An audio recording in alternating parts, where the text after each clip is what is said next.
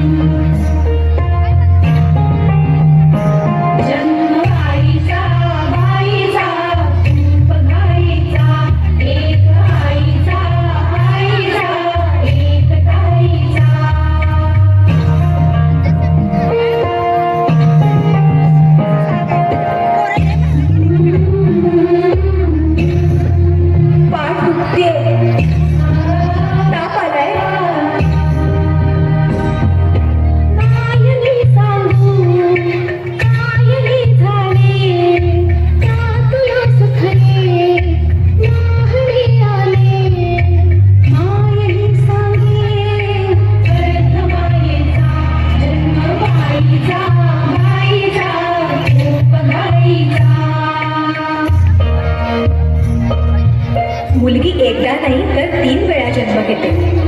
एकदा आईच्या पोटातून, एकदा ती आई होते ते. पण तिसरी आणि महत्वाची वेळ म्हणजे ती आई होण्यास सक्षम होते ते.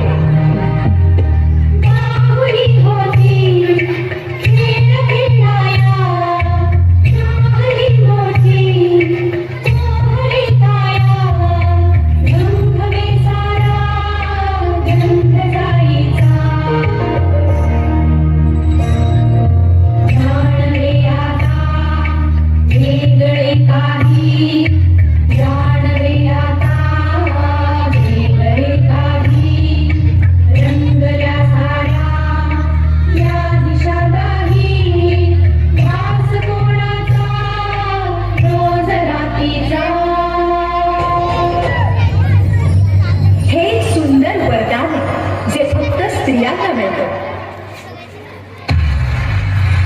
आई बाबा, मी शाळेत पहिली आहे. आई कुठे आहेस तू? आज आपल्या प्राचीला पाहायला पाहुणे मंडळी येणार आहेत. जा, तयारीला लागा. अहो, पण किती लहान आहे ती. आई माणसांना जेवढं सांगितलं जातं तेवढंच करावं. निघा.